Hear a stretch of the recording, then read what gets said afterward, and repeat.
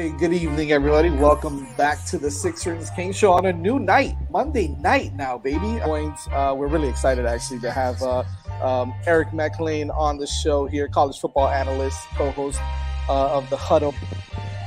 Coach, yes! All right! First touchdown of the year. Miami Hurricanes, yeah.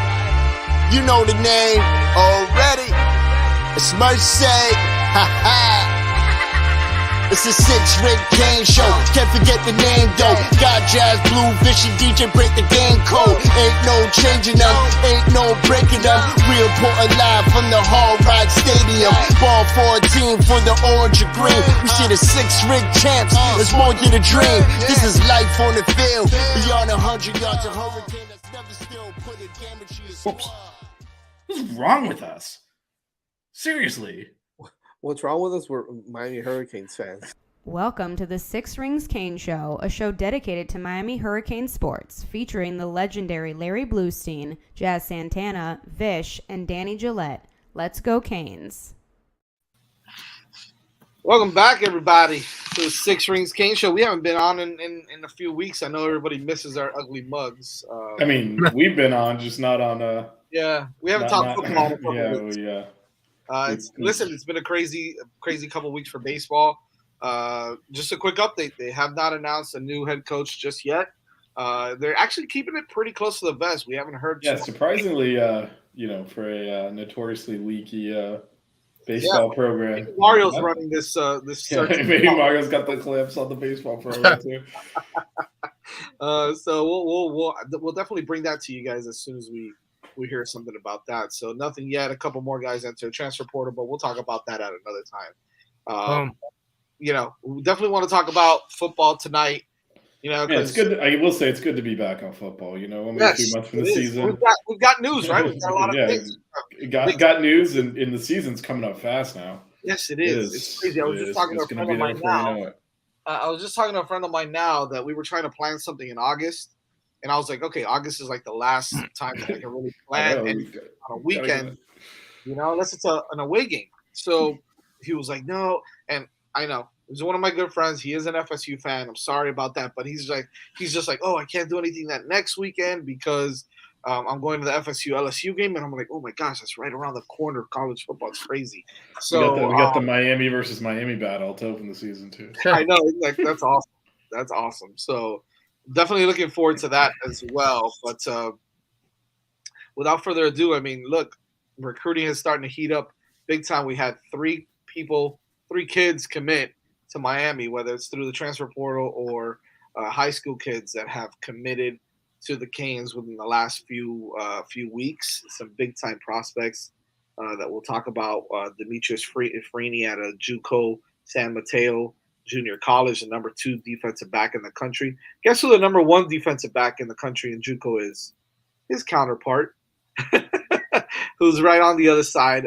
He's still got to play one more year. If you watched the Flow show yet last night, Freeney was actually on the show talking about it a little bit. So he committed a big time corner. Obviously, at a position that we definitely need there, specifically with the departure of Terry Roberts, who lasted a whole 3 months here, it seemed like, and he's gone now. So bringing a guy that could probably start right away, let's be honest. So we'll talk about that. We will talk about the other guy that we just picked up recently, a linebacker, KJ Cloyd, who's a transfer portal kid out of Louisville, a veteran experience. Hasn't played a lot because he's been injured, but he's a kid that could come in and potentially vie for one of those starting positions as well. And then you've got another linebacker, big-time linebacker / safety, 4-star prospect, high school kid, Cameron, a.k.a. Bobby Pruitt, who Blue knows a lot about as well. So we'll get into those guys and some of the other players that were here on visits this past weekend. And coming up, one of the biggest weekends that's coming up in recruiting for the Hurricanes this year. This is a very important recruiting time for Mario Cristobal and his staff to land some of these big time prospects. As Blue, you mentioned offline, something like 5 of the top 10 players in the country have either been here this past weekend or coming next weekend. We call it, a lot of people call it the Justin Scott weekend next weekend. So a lot to cover this tonight, and I'm excited about it. Before we start, maybe we should just go ahead and give a shout out to see, I'm ready today, bro. I'm like on a roll, Vish. I'm ready. Unfortunately, I'm not. But go ahead and start reading out prize picks, and I'll get it open. This is not, and I'm ready. Unbelievable. This is the first time for you guys, folks. Oh man! Aside from the fact that we got on late because of my Cuban ass, but anyways, PrizePicks.com. Check them out. It'll pop up on the screen now soon. Go to PrizePicks.com. When you log in, sign up with the code 5 FIVE. They will match your initial deposit up to $100. It's real simple to play. It's daily fantasy football, or daily fantasy simplified, really. You pick anywhere between 2 to 5 players, choose the over-under on their individual categories, and win some money. Big payouts, as it says there, 24/7 live support, fast and secure withdrawal. They've got it all for you guys. You can mix and match players from different teams, different leagues. You can do it all. NFL, MLB, Formula One, hockey. You got it all on the one roof. So make sure you check them out. Go to prizepicks.com, log in, sign up using the code 5 FIVE, and they will match your initial deposit up to $100. Check them out. It's prizepicks.com. So we're gonna get into what Vish knows best: recruiting. What's up, Trip? Hey man, I'm actually texting you right now. So funny that I was texting Max at the same time that this show was about to start.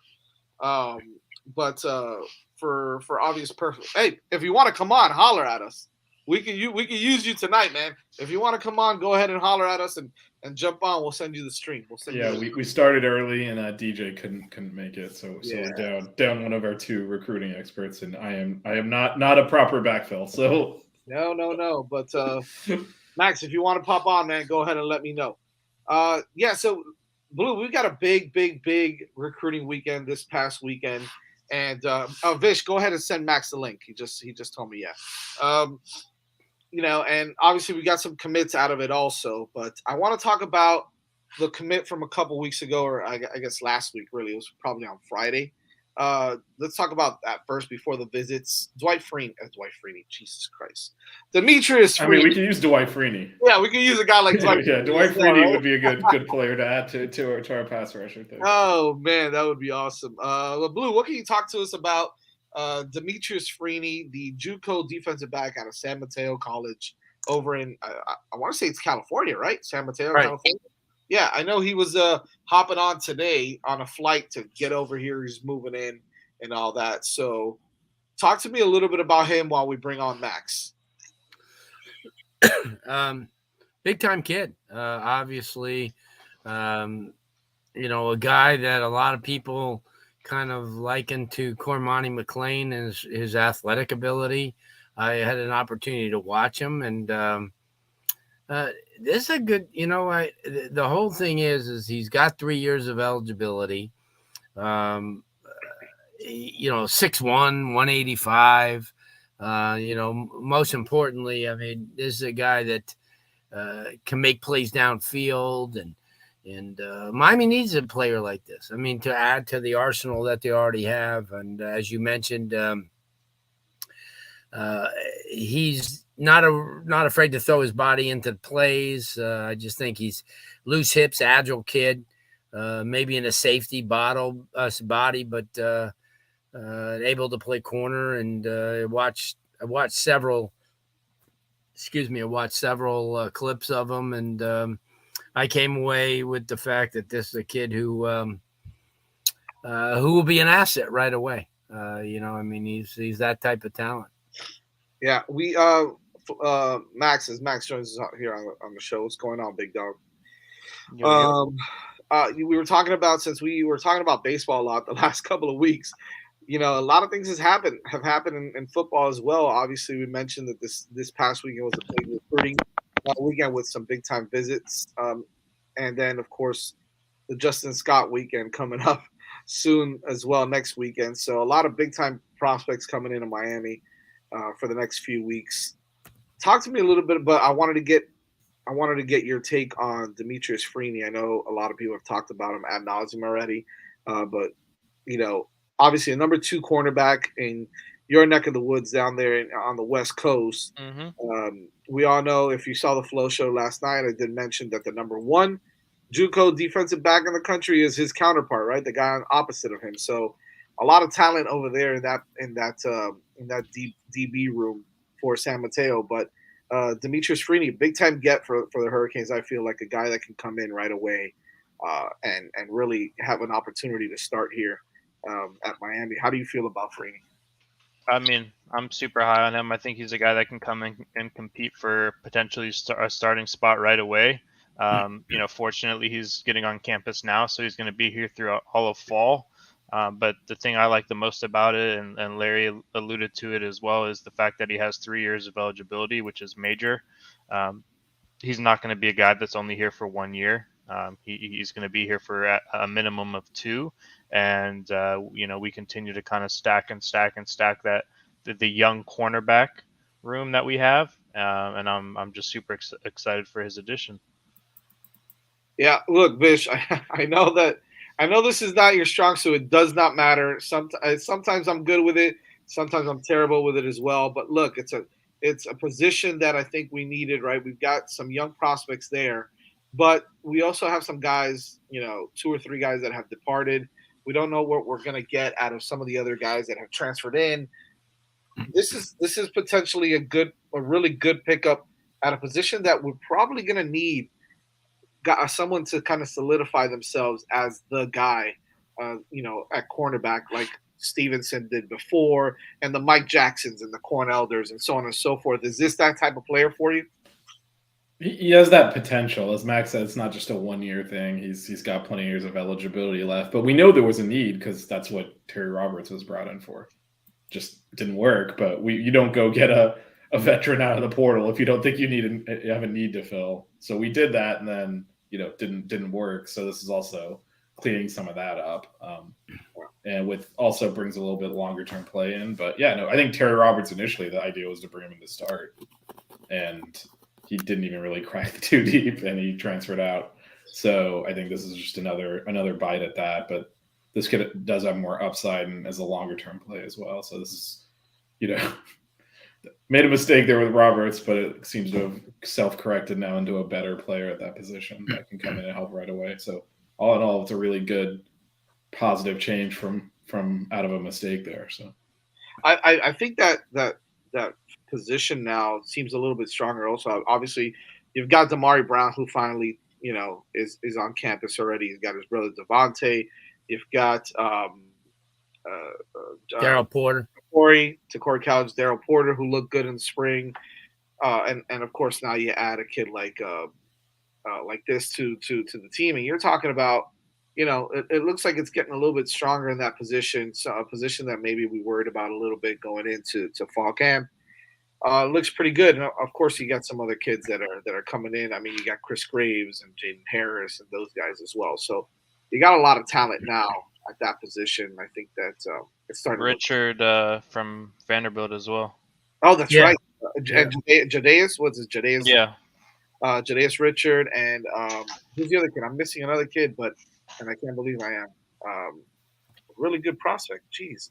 Today I'm like my thought process is all over the place. But anyways, it's a strong position now, and I think that it's looking good for the future, as both you guys mentioned, Vish and Max, is they're young and they can be developed and they can be here a while. They're not just kind of like one hitters and they're gone. So another kid that committed this past weekend, you're starting to see some of these these higher ranked players starting to come in and pull the trigger. Cameron Pruitt, another linebacker / safety. I know he's being brought in to play linebacker. Long, lanky kid, 6'3", about 200 pounds now. Played a little safety in high school, a linebacker. Very versatile guy, potential like star player, I guess you would say. Well, I kind of wanted to get your thoughts on the Cameron Pruitt commit. Yeah. I mean, you kind of put it in a nutshell with the type of player that he is. If you see the way that Miami is He's recruiting now. I mean, and it's just they're going for the stars. I mean, there's no doubt about it. They've got the type of players on board, and the coaches that that when they come in, and you look at a Pruitt. This is a big time guy. A couple of years ago, I remember that everybody was looking at him. I mean, he I remember when he was younger. This was a guy that I believe I was at a camp that he was at. I think when he was in the 10th grade, and they have been talking about him there. His athleticism. Um, yeah, no, I there's nothing not to like about him, obviously, and like I said, you take a look at what Miami's doing now, especially in their recruiting and taking kids like that. I mean, I think it's important. I think it's important to get a guy who a guy with the size, a linebacker like that, a guy who, I mean, he's made an impact. I mean, he's a physical kid. Um, I mean, he was recruited heavily by a lot of people. And no, he's 6'3", he's 200 pounds. He's agile enough to have played safety. Um, he's tough enough to play linebacker. He's like a hybrid type of kid. But no, there's nothing not to like. I mean, I watch his film. I think the kid's got, he's got a little bit of dog in him. He's not going to back off, and that's exactly what Miami needs.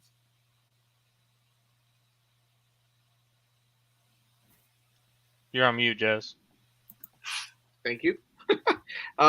Max, is he a guy that is, that Mario and the staff and Lance Guidry and Dean Nicholson and the rest of the staff is kind of looking at, as Blue mentioned, right, a potential hybrid style player where he plays like the star, where he can cover, but he can also, rush the passer. He can, he can play on the line. I mean, he's 6'3", 200 now, and he's still in high school, obviously, so he's gonna grow into that frame. How much growing is he gonna do? I know I heard what's his name, Solo, mentioned that the first guy he thinks about is like a James Williams type of guy. What type of player are we getting with Pruitt?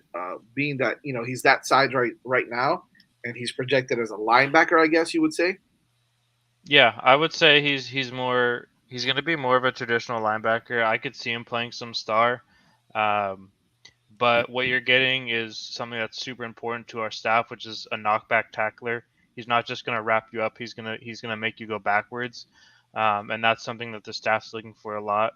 And he's going to bring that to the table, which is something that they need. So he's one of the hardest hitting linebackers in the country, in my opinion. I've watched a lot of linebacker film, a lot of safety film, and those are typically the hardest hitters right there. And I would say he's at the top of the list.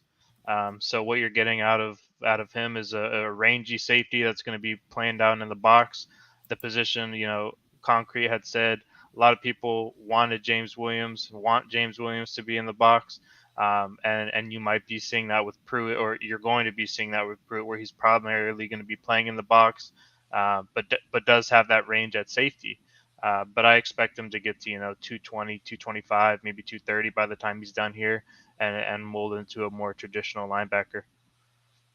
Nice. I'll kind of round it out with KJ Cloyd, who's the transfer portal kid that we just picked up out of Louisville. Obviously, been around for a little bit, so has that type of experience. However, doesn't have a lot of snaps under his belt. He's been injured quite a bit. He had really serious injury in the shoulder, but I mean, if you look at him, he's another kid, right? Size 6'2", 230, big, linebacker. He's ready to go. He's ready to come in and produce right away. And I know he's going to try to, snatch one of those starting positions along with Kiko Maugoa. I'm going to go the other way around. Max, I'm going to start with you on this. Here you go. Here you got a guy who is, a little bit more, a little older, right? A veteran presence there. hasn't played much, but can come in, right? As I believe you might have mentioned this, that he was in his spring game at Louisville. He was a starter. He was starting already at linebacker before he decided to move on. Was talking about transferring to Ole Miss, but because of obviously his coach, Derek Nicholson, who's now at Miami, he pulled the trigger on Miami and, decided to come this way, which is really exciting to hear. But now you're talking about look at that linebacker room, right? You got everybody that's, Kiko's what 6'2", 6'3", 2, 230, 240. He's a big dude. You got even the young guns, right? Malik Bryant and Popo and Pulliam. Pulliam. All of them 220, 230 already. Mm-hmm. And now you bring in another guy like Cloyd, who's going to be 230, who is 230. Wes is about 220, 230 as well. So this is a type of linebacker room that I'm sure Mario envisioned here last year. I didn't even mention Chase. Chase is probably at 230 already as well. Oh, I saw a picture of Chase recently. Yeah, he looks maybe 240, right? Oh my Lord! So another big guy, and then look, I know we haven't talked about him much, but Blue's favorite player is still on the team too, and he was a leading tackler last year, and he's 215, 220 as well, maybe even bigger. You still got Corey Flagg there as well. So now you're talking about a nice sized linebacker room. This is what Mario wanted. How do you feel that Cloyd fits into this room? Does he have an opportunity? Does he have a shot to get some significant playing time? Yeah, I think he definitely has the chance to start. I mean, Nicholson brought him in, right? So clearly he valued him and liked him over at Louisville. The injury history is definitely something to talk about. I mean, I heard that it was so bad he almost had like one of his arms amputated because of a nerve in his neck with his shoulder, and I mean it was like really, really bad. So, thankfully he's still able to play football. First off, and second off, he's 6'3", 220 or 230 like you said. I heard he runs a 4.4, so he's really athletic. He has a 39-inch vertical as well. So he's just an absolute freak athlete. He played well in the spring game for Louisville. Obviously was starting like you had mentioned. But he brings, some experience where we don't have a ton, right? Besides Kiko and Flagg, Keontre Smith played a decent amount, but that's pretty much it from an experience perspective. And everybody complains about, oh, we have no depth on our team, and then we go out and get a guy that can provide depth or maybe even start, and we still have the fan base complaining. So it just doesn't make a lot of sense to me. But I think he has an opportunity to play a lot of snaps this year. And that's what Kings fans do. You know that, man. It drives me nuts. We're never satisfied with anything. If we ever win the Natty again, okay, when we win the Natty again, if we don't win by more than 10 points, then they're going to complain. Hey, I mean, I can't believe we only beat that team by 10. They're always going to find something. Right? People complain about the Rose Bowl. Yeah, I mean, 34-14 at the half. Why do we take the foot? Yeah, well, we should have scored 57. Get out of here. Stop. Those are. I feel like there'll at least be some grace period because it's been a bit now. So maybe they won't. Blue, and I'll get your take on this also, Vish. But Blue, he was mentioning. We keep mentioning size, and now we're mentioning depth as well. You're talking about 6 or 7 or 8 linebackers on this team now that you look back a year or two ago and you're like, where was this? Not only where was this depth, but where was this potential talent on this team? After Pickney and Quarterman and those guys kind of left, you really didn't see that for a few years. Now you're starting to build that position back up, and we know that when Miami is good, the front 7 is kick ass. Does this have potential to be that, and how does KJ Cloyd fit into that? What do you like about him? Well, it definitely does. I just think that the thing that probably wasn't appealing to Cloyd is the fact that Ron English runs a 4.25, and they just brought in the kid Brown from Oregon. They got Stanquan Clark from down at Miami Central. and guys like that, he probably felt that he was going to get squeezed out for playing time. And I think that the very fact that, you come down to South Florida and they run a completely different defense, I think that was appealing to him. And I would think that he will get a lot more playing time here than he had an opportunity to get under Jeff Brom's team, I would think. I mean, because like I said, when you run that type of defensive scheme, I mean, you're going to go 3, maybe 4 deep, and that's it. They're not going to be able to, play 5 and 6 linebackers unless you get somebody outside or they come down. And as you mentioned, I mean, he's fast. He hits like a truck. But I just think that with the injury that he had, or the injuries that he had, and the very fact that Louisville didn't really run the scheme that probably fit him. I mean, he would have got playing time, but I don't think extensive. I just think that when you look at Brown's a stud. He's going to come in and he's going to be a beast. And then we saw what Stanquan Clark can do. Very athletic kid, even though he's a freshman. He got in early and he saw some extensive playing time in the spring. But yeah, he definitely is going to. I mean, it's like what we talked about in our last show. You look at the roster on June the 12th of 2022, and you look at it on June 12th of 2023, it's night and day.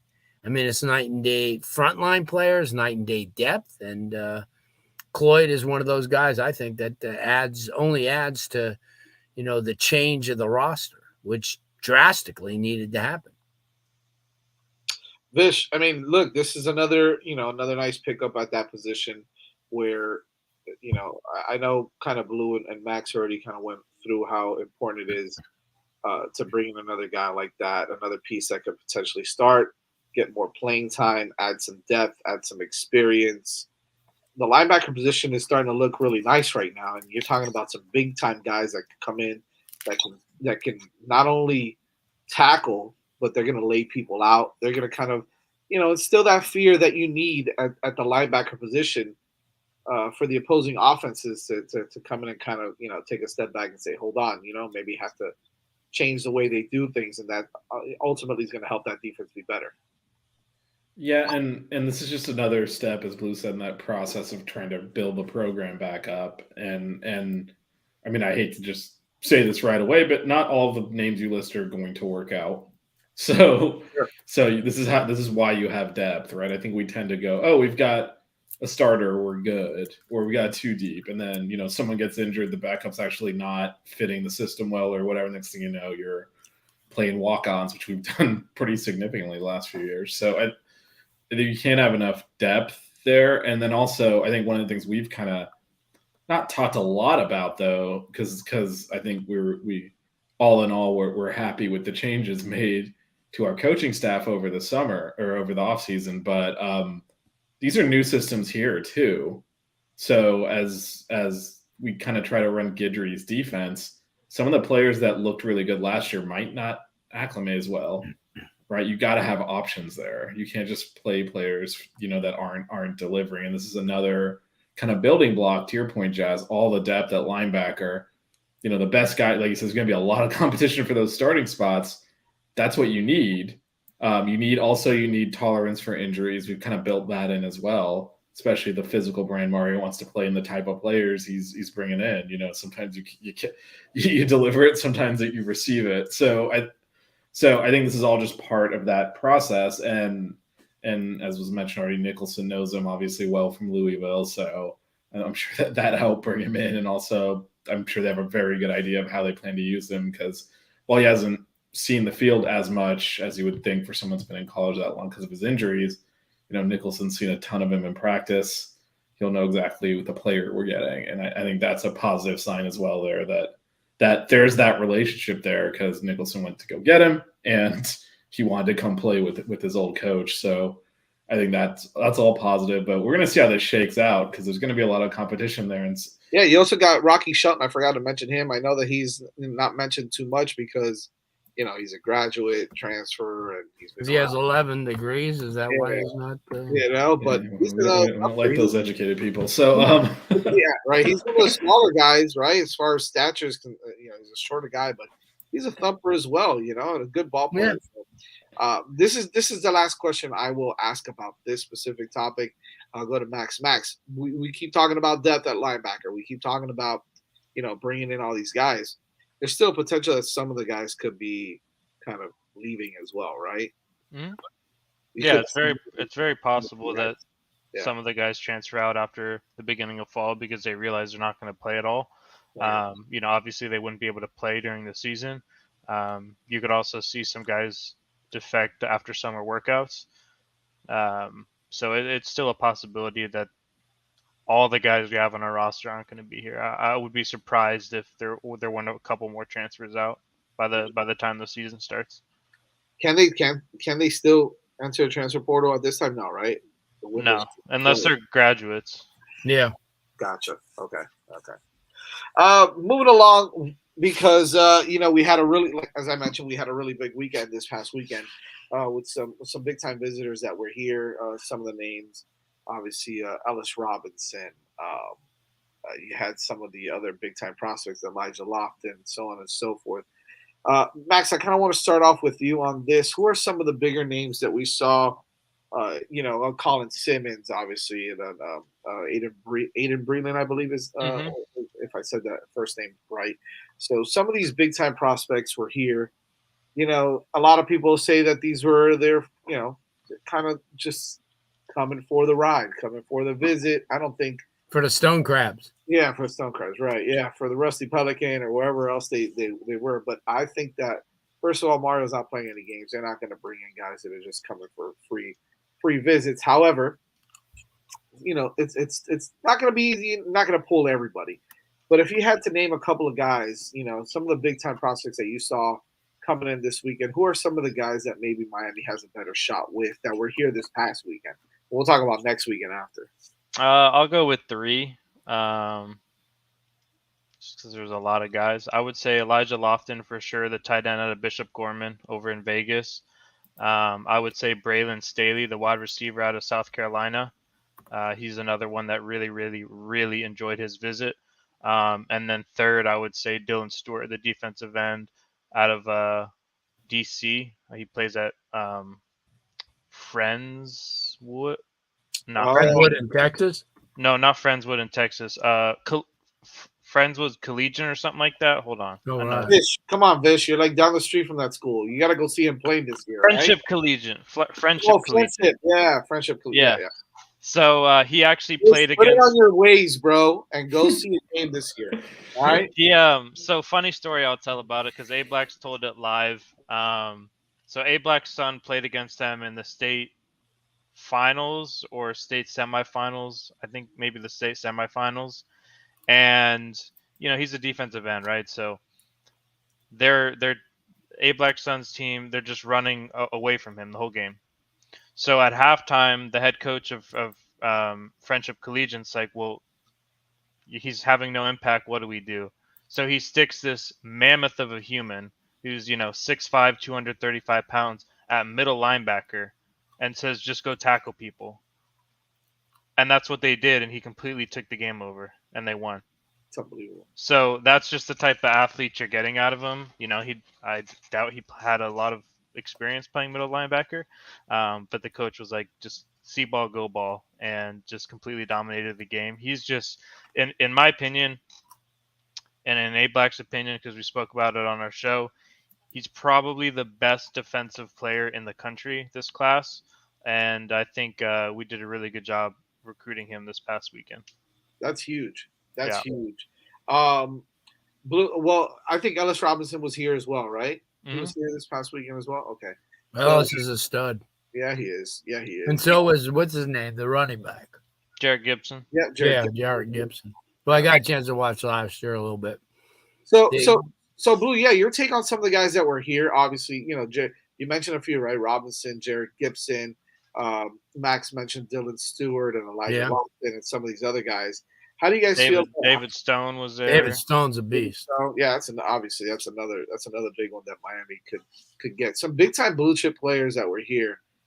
Obviously, star rankings. Who cares? But people care, right? And at the end of the day, I think these guys are really talented. Who are some of the names that we're visiting that we just mentioned?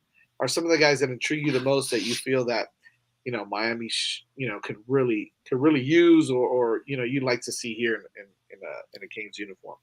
Well, the one thing I was talking about before is when you have that IMG connection, and certainly what Miami's trying to build. I mean, Alabama did it for years. I mean, a lot of kids that they Evan Neals and players like that. But I know David Stone, and I've had an opportunity to talk to him quite a bit. He just wouldn't. I would like to see him down here, but I think he'll end up at Oklahoma. I mean, he has a good rapport with a lot of people. The Dylan Stewart kid, like you mentioned, I mean, I really like him. I mean, that's the kid's an edge rusher, a good sized kid as well. You had mentioned before the kid Aiden, who I like, big guy. Yeah, I mean, it's really tough to see. I mean, you look at guys, like Ellis Robinson, who's done not only in the top. I told you, between David Stone, Ellis Robinson, and Jeremiah Smith, they're like my top 3 in the state right now. As reluctant as I am to rank IMG kids, but I guess you have to. I mean, the Aiden Breland kid impresses me the most. I mean, big kid. He's out in Max's way too, and yep. We were going to get a chance to see him, but they were gonna play Gorman, which would have been a pretty good little matchup. But I guess that would have been a really good test. Now Miami Central took their spot, and they'll play him. Yeah, I mean, to me, I think that what Miami's doing is they're, as you mentioned, they're going to invite a whole bunch of kids, because who wouldn't want to be down here and hang out, with some pretty decent guys and really good weather and eat some good food. But at the end of the day, you look at guys like, some of these guys that you had mentioned before, and they're more leaning towards other schools. I guess you come down here and you give it a shot. I mean, see if something goes off. I've seen it before. I've seen it happen when a kid's been 100% committed to a school, but then takes a visit and sees things that he likes and, starts to feel comfortable. And I got last week, I was at FSU and USF, and at USF, I was Greg Schiano. I was talking to Greg Schiano about that. And he says, the advent of a lot of these camps, 7-on-7s and line camps where kids meet each other, and that's how he found that a lot of kids switch. And a lot of, they hang out and they, hey man, you should be with us. What the heck are you going to Oklahoma for, or Alabama? And a lot of that, that happens, I mean, I've seen it happen. So I think that's a method to Mario's madness, to kind of, like you kind of mix those big time fish in the same tank, and you never know what's going to happen. And I understand it. I understand. And you guys are right. I mean, the chances of Miami landing a lot of those kids, especially this year, are going to be tough. But, they're going to get guys like Cloyd and people like that who have the potential, just haven't been given the opportunity, injury. And that's how you look at your great recruiters in college football, like Charlie Partridge from Pittsburgh, and they project so well. I mean, they could look past a lot of this stuff. Sure, kid comes out a 5-star and he's a stud. But what about that 3-4 star that potentially is as good, but you have to kind of, see that in him. I mean, I bring up Charlie because here's a guy who took a chance on a 5'10" defensive lineman, and he becomes the number 1 draft pick of the Tampa Bay Bucks this year in Kalijah Cansey. So there's a lot to it. And I think Mario and his coaching staff are as good a talent evaluators and looking into the future as well as anybody. And it's not an exact science, but and you could whiff a lot of times, but there's a lot of times if you're right on a few players, you change the whole complexion of your program. You're muted. But I'll jump in here real quick. Yeah. So the one thing I would say to add on to Blue's point is, even if you feel like it's a long shot, with the portal nowadays, you're still building that relationship. You get them on Sure. campus, they might have a great time and still stick with their school they were leaning to, and then 6 months from now be looking for a Yeah. new school again, and you've kind of already established that relationship. They're comfortable with you. A lot of these portal transfers are pre-existing relationships. They're not cold calling kids they didn't recruit hard out of high school. So Right. all of this is long game, because you're not really expecting freshmen necessarily, and hopefully not expecting freshmen to come in and play year one anyway. So there's opportunities to re-recruit these kids in a year or two if they go into the portal, and having done the due diligence now, you're kind of almost like putting down a deposit on your layaway to eventually get the item a couple of years from now, right? If they don't come immediately. So you gotta factor that as well with how easy it is to transfer now. We're gonna lose a lot of kids that we invest that are like locked into Miami, and a year or two from now we'll be transferring, and likewise some of the ones that were like, why are you bothering to recruit that kid? He's not coming here. Might be here in a couple of years if he doesn't come here directly. Right. Well, But you bring a good point up, and I wonder how Max feels about that. As far as you get in a situation where you're recruiting all these years, and you see kids go elsewhere, but then all of a sudden they're available, and you remember when you were recruiting him, you go, whoa, maybe if this kid ever has an opportunity to play for me, I'd like that. And do you think you see a lot of that now? Yeah, I definitely think you're going to see a lot of that. And then you're going to see guys that rubbed coaching staffs the wrong way, and they're in the portal, and they reach out, and the coaching staff is like, nope, you remember what you did out of high school? We're not going to play that. We're not going to play like that. Whether it was playing games or lying or what have you. I mean, you've seen a lot of situations in the past where, recruits have done things that have rubbed coaching staffs the wrong way. So I think you'll kind of see it in two different ways. But I definitely agree with what Vish said. There's going to be a lot of guys that you still got to build the relationships and the rapport with them, because you never know if they're going to want to transfer back. So that's a good point for sure. I I don't know if you saw Poke's question. I think we kind of discussed this. Yeah. And probably came to a consensus. The answer is we're not thinking anyone's necessarily being forced out by Cloyd coming in. No, I don't know if Flag's going to head out. Smith way before Flag. Flag has accepted his role. I mean, and he's good for the team too. He's good in the locker room. He's as they call a lifer, right? He's. I agree. I mean, I think what he is he's really good with. He could teach a lot to the young kids. He's a glue guy. Yeah, he's kind of a class type of kid, and yeah, I would see definitely Smith going before him. Yeah, I agree. Unless he went to SMU. Poke mentioned Colin Simmons as well, and I know I mentioned him a little earlier, but is this a guy like Blue mentioned? Sometimes you stick these guys together, and you say, "Hold on a second. If you go, I'm going there. If you go, I'm going there." And I know he mentioned something on his Twitter that you're going to see that once I commit, everybody's going to want to flip and come to wherever I'm going at. But he's going to be one of those kind of guys that's going to recruit wherever he commits to. Do you think that Colin Simmons is a legitimate shot at coming over to Miami based off of what he said, Max? I think the weekend went really well.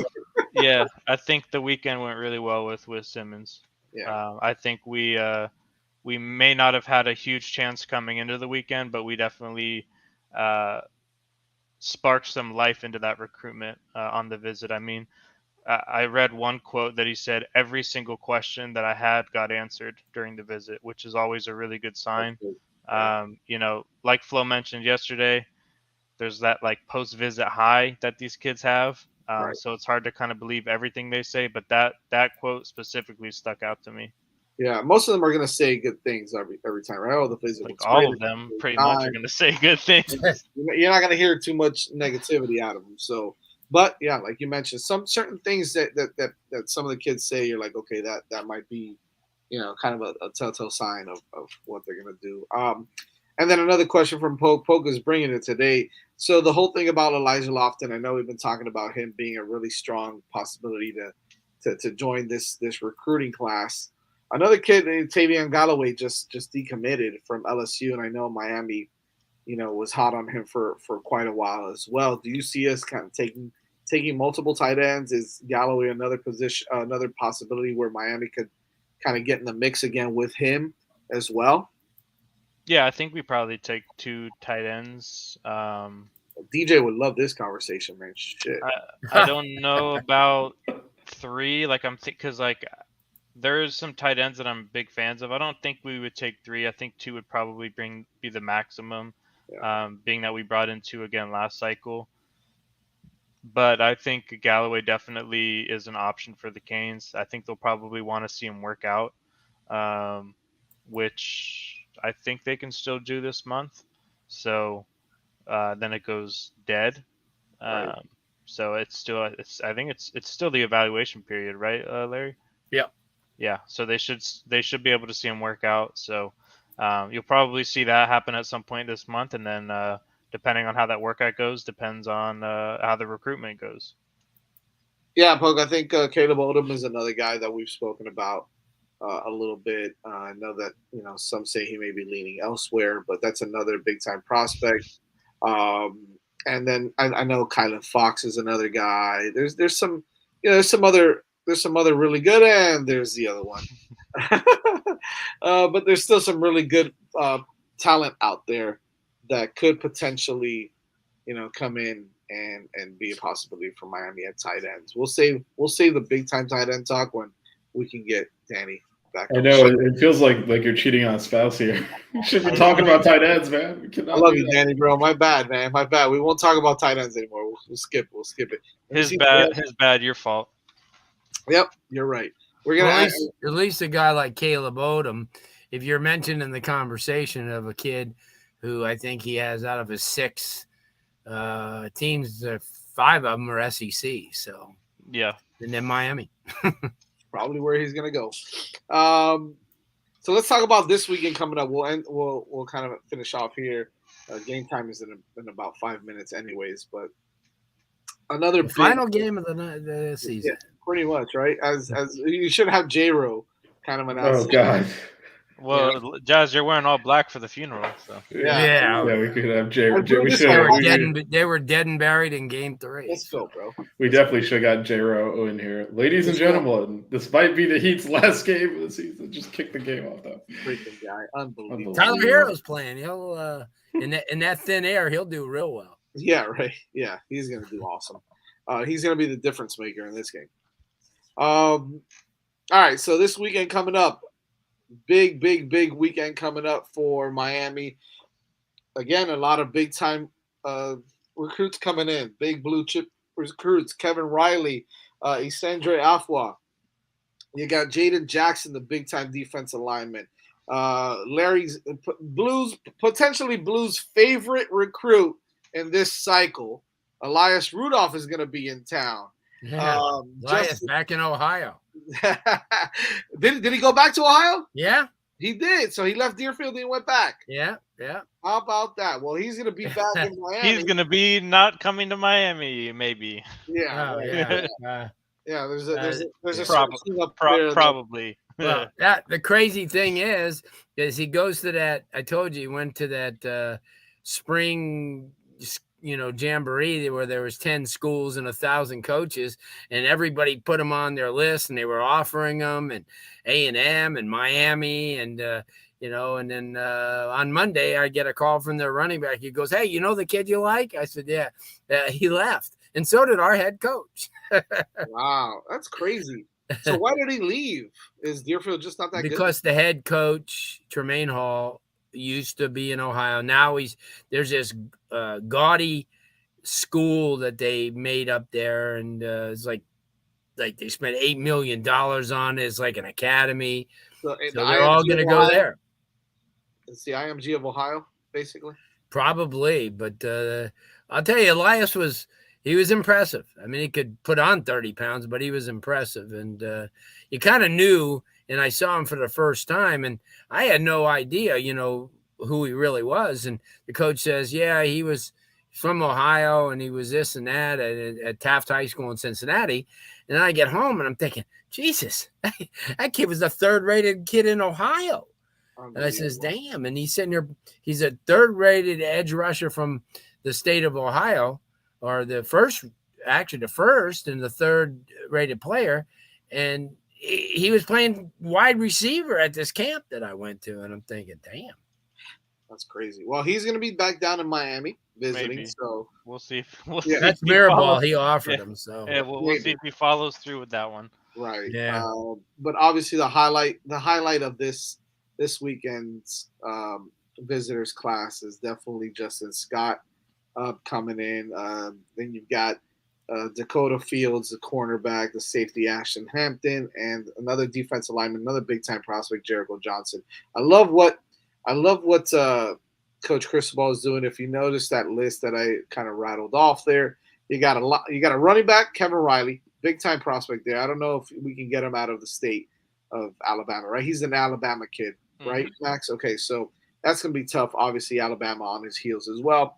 But then you got offensive lineman, defensive lineman, defensive end, defensive lineman, then corner safety, and another defensive lineman. It's all about the trenches, man. You got to get those big dogs, and you got to be able to not, secure some of those guys. This is a really good list. Anybody stick out to you the most there, Max? I know I mentioned Justin Scott, obviously, right? He's kind of like the, he's the guy. But anybody else that kind of sticks out to you on that list? Yeah, so the list is weird because like Dakota Fields just committed to USC, so who knows if he'll actually show up. Ashton Hampton, I heard, might not be showing up anymore. I don't know if that was our staff or his decision or whatnot. But the guys that stick out to me, I'll just keep it at 3. Kevin Riley out of Alabama. I believe Flo mentioned it last night, but I'm not sure. There might be some things that could bode well for Miami in that recruitment. Asendre Afua, the offensive lineman from Seattle, he's the best, in my opinion, the best offensive lineman in the country. I have him rated higher than Brandon Baker. He's more of an interior guy. He would be phenomenal for us as we kind of need the interior guys this class. And then obviously Justin Scott, the headliner of the visit this weekend. We've got to lock him down. I feel really, really good about where we are in his recruitment, and I think we might be able to seal the deal this weekend. So that's the big time recruit. I have him as the number 1 D tackle in the country. So I think that's very important that we close the recruitment this weekend. Afua is Samoan. Is he a Samoan kid? Yes, sir. He is, right? So that obviously plays really well in our hands, considering the guys that we have on staff as well. So that's big, and the kids that we have here too, right? We got the Malgoa brothers, so we've got some guys here that that he can relate to. Obviously, Coach Joe as well. So blue out of that list.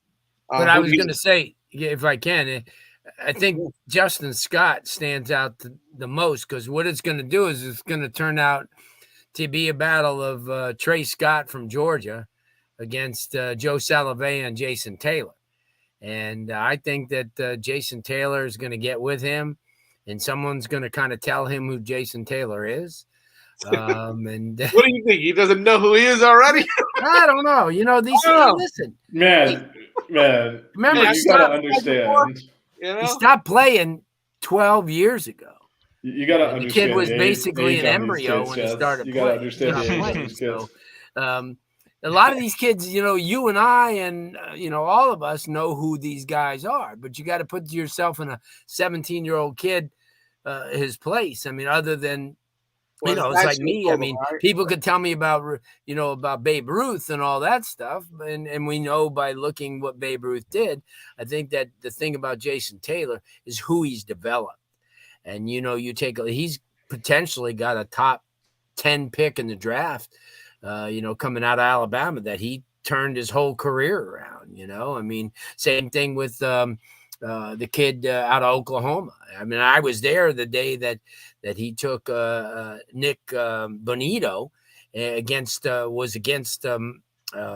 Bosco, and he taught him 2 swim moves, and the kid was rocketed towards the top. Went to Oklahoma, got drafted by the Denver Broncos. So, I think that somebody like that, yeah, and I think he's a key because I mean, they need a another big dude, because everybody always like focuses in on, hey, we got this guy or we got that guy, but think about Georgia and Ohio State and Alabama. They're getting 2 and 3 of those guys every year, and that's the only way you're going to be able to be in that mix, by not being able to settle on one defensive tackle, but say, hey, listen, we got 2 of the best defensive tackles, and then we got another guy with with a lot of potential. That's the way I look at it.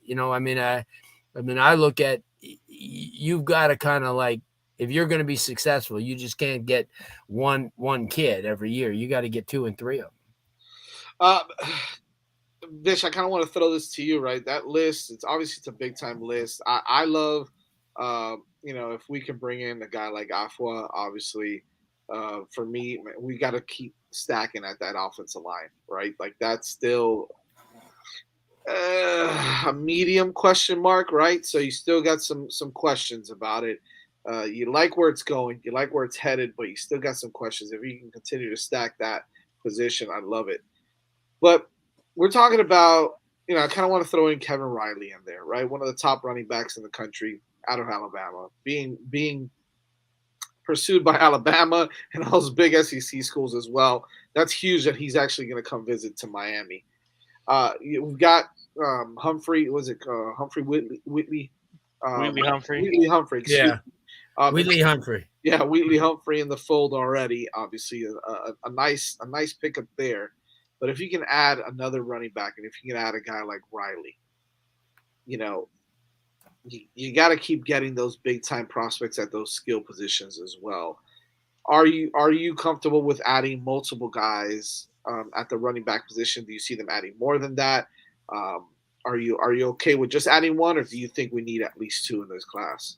No, I think we need at least 2. There's too many injuries, too many transfers, and you always need more running backs, which we found out last year. And we're like, oh, it's our deepest position, and like 2 weeks later, we're playing a walk-on. It's our thinnest position. Yeah, I mean that position's just prone to injuries, it's prone to transfers too, because it's like someone's not getting the carries they think they should, they'll just hit the portal. I mean, that's the reality of it. So you always want that depth, and you have to be able to win, as Blue said, some of these battles with Alabama and Georgia if you're ever going to play with them.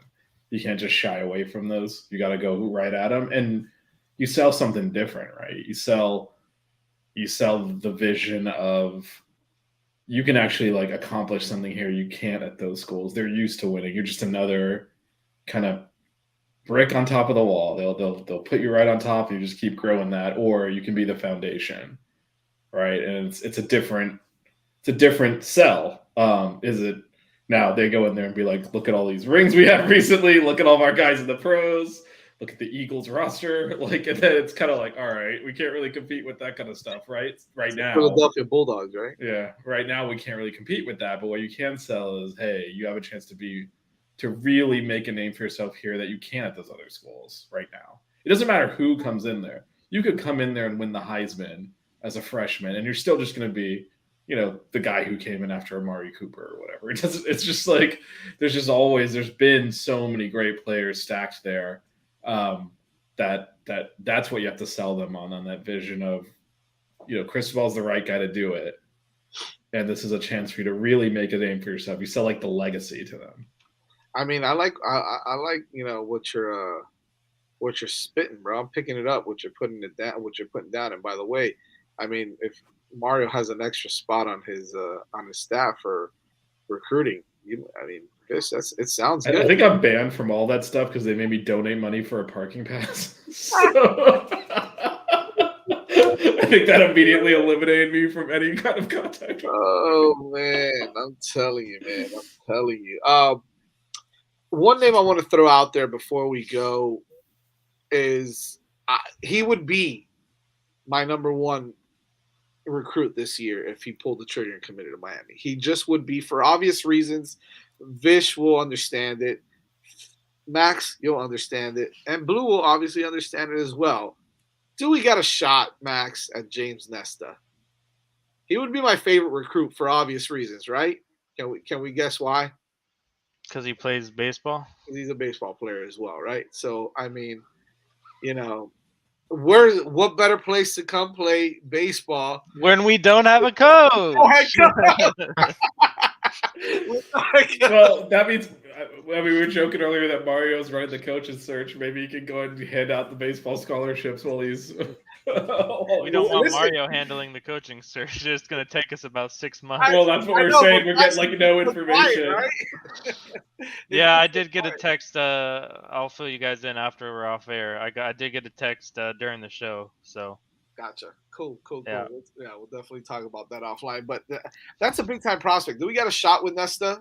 Look, another linebacker, obviously, but he looks like he's ready to go, man. He looks like he can mash a little bit too. Wait, unless he's a pitcher. He's a pitcher. Okay, well, he looks like he throws some cheese. All right. He does.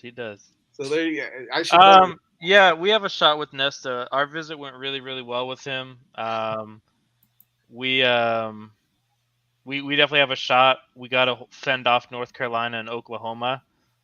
He visited North Carolina this past weekend. He's visiting Oklahoma, I believe, this weekend, and then I think he's pretty much done. Okay. So he should be wrapping up and making a decision very, very soon. But we definitely have a good shot with him. He throws over 92, by the way. 92, nice. Okay, well, look. That was last year, so he might throw harder now. Here's the thing. All three of those programs were out in the regionals, so we got to figure something out. This is tough. This is going to be tough because all three were out in the regionals, man. We got to figure it out. And by the way, Coke, we definitely – I mean, if we were coaching that Canes team, we might win it all. I'm just saying, Daddy. I'm just saying. Yeah, it's gonna be nice if he commits to Miami. He's my favorite recruit right off the bat, man. Just letting you guys know. I have my biases with baseball guys, so sorry. Yep. What about when he immediately is like, I'm gonna focus on football? Not gonna happen, bro. He's gonna play baseball. Come on now. Don't put that out there, Bish. Don't put that out there. We need an ace on this staff, and he's like 93 to 95 on the bump. That's the guy right there, man. That's the guy right there. I feel Malik Rozier is a better baseball player than quarterback, so. Man, and he's Malik Rozier's first at bat ever. He hit a home run, and then he's like, "No, I'm going to focus on football." Well, yeah, shot which was true. I mean, he started for almost 2 years here, so yeah, I mean, he thought he could start. There's football's got the juice, man. Unfortunately, Malik. Hey, Jazz, what about getting Mike Bianco from Ole Miss? Yeah, I mean, somebody put him out there today as a. I don't see local ties and all that. Yeah, I mean, he won a national title, right? Because we gave to him. Yeah. So he was about to get fired, and they were like the last team into the tournament. Yeah, that's and right. We imploded like the eighth inning against them, and the next thing you know, he's winning. And they missed the SEC tournament this year. Well, if Texas takes it all the way, that'll be two years in a row. They're losing. Both of our basketball programs. They're losing to Stanford? Yeah, Stanford just hit a bomb. It's 2-0. Oh, they did? How did LBJ throw? That's what I want to know. He got rocked yesterday. Yes, he got rocked. That's sad, man. I feel. No, we just ran into one of those performances. Yeah, that hurts. Yeah, well the that Heat guy, are winning. That for kid, now. wasn't Quinn Matthews? If I won, a little Yeah, bit early. It's going to be their only lead of the game. I was going to say that'll be it. Oh, man. I'll tell you what, Jokic is that guy. He's just stupid. Yep. He's uncoverable. He's uncoverable. He is uncoverable. There's nothing you can do with that guy. All right, let's go watch the game. Let's go watch the game. We'll have some updates for you soon. We'll see you guys next Monday. And Denver took the lead. Watch buckets on Thursday. We're doing a fantasy draft of like ex-Canes players. So that'll be fun. So you can kind of see how I know more about basketball than Melissa and Matt and my team's. Melissa didn't even come in and bother us tonight. Southern Miss or Tennessee? Who do you got? Baseball. Southern Miss. Southern Miss. Let's go. Good pitching. Top. Yep. See you guys later. The 6 Rig Kane Show. Yeah.